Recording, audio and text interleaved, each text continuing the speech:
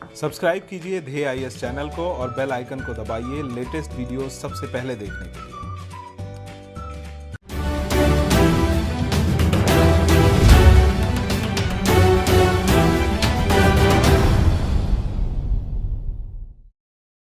नमस्कार, in focus कार्यक्रम में आप सभी का स्वागत है। हमारा आज का विषय है नार्को और पॉलीग्राफ टेस्ट। आइए सबसे पहले जान लेते हैं यह विषय सुर्खियों में क्यों है।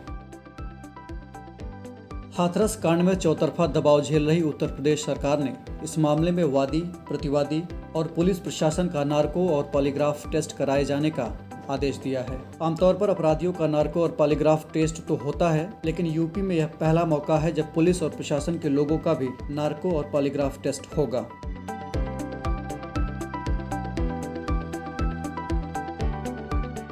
क्या होता है नार्को टेस्ट?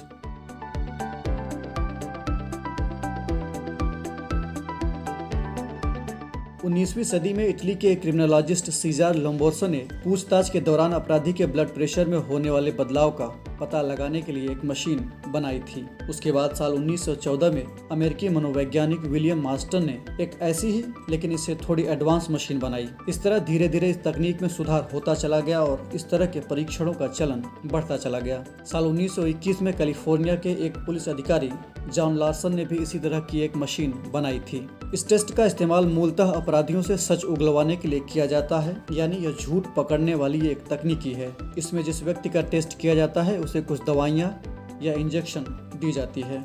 सामान्यतः ट्रूथ ड्रग नाम की एक साइको एक्टिव दवा या फिर सोडियम पेंटोथॉल का इंजेक्शन दिया जाता है। इस दवा को ट्रूथ सीरम भी कहा जाता है। दवा की वजह से वह आदमी अर्धबेहोशी की हालत में चला जाता है। अर्धबेहोशी का मतलब ना ही वह व्यक्ति पूरी तरह होश में होता है और ना ही पूरी तरह बेहोश।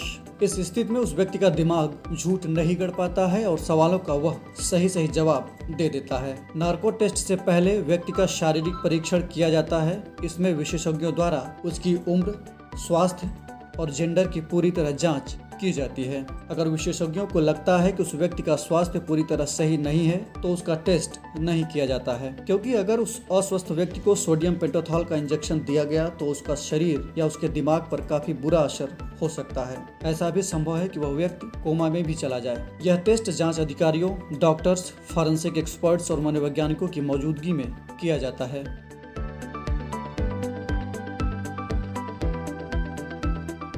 क्या होता है पॉलीग्राफ टेस्ट?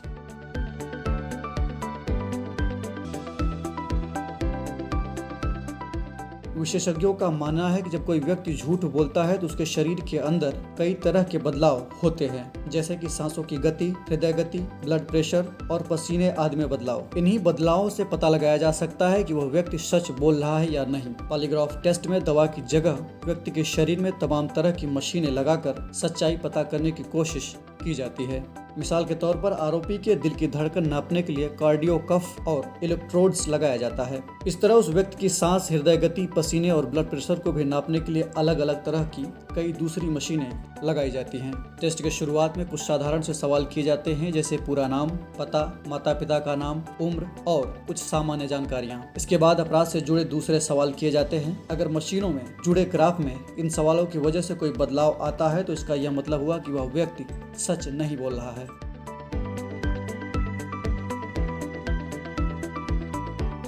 इन टेस्ट्स को लेकर सुप्रीम कोर्ट क्या कहता है?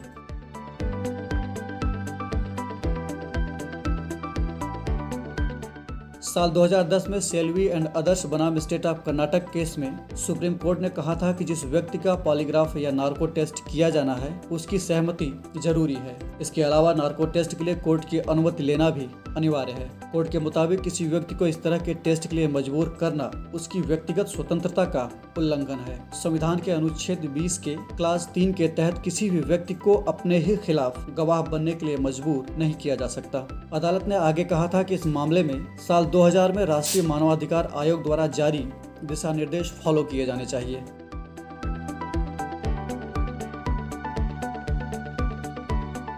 क्या यह टेस्ट 100% सही होता है?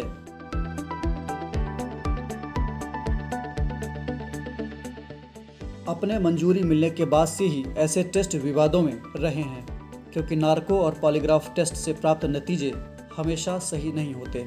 कुछ अपराधी तो इतने शातिर होते हैं कि वे झूठ बोलकर भी इस तरह के टेस्ट की पकड़ में नहीं आते हैं। शायद यही वजह है कि इन टेस्ट की विश्वसनीयता पर अक्सर सवाल उठते रहते हैं। अमेरिका और ब्रिटेन जैसे तमाम ऐसे बड़े देश हैं जहां पर अब इन टेस्ट्स पर बैन लग चुका है। गौरतलब है कि ऐसे टेस्ट के दौरान अगर आरोपी अपना अपराध स्वीकार कर भी ले तो भी अदालत इसे नहीं मानता है, क्योंकि अपराधी अपने पूरे होशो हवास में इस तरह के बयान नहीं देता है। उसके ऊपर दवा का असर होता है उस वक्त। उदाहरण के तौर पर अगर किसी अपराधी ने स्वीकार कर लिया है कि उसने हत्या की है तो कोर्ट इसे साक्ष्य नहीं मानेगा। हाँ, अगर पूछताछ के दौरान पुलिस अपराधी से यह पूछती है कि उसने हत्या करने के बाद हथियार कहाँ छुपाए थे और पुलिस इस हथियार को ढूंढ कर लाती है तो वह हथियार साक्ष्य माना जाएगा।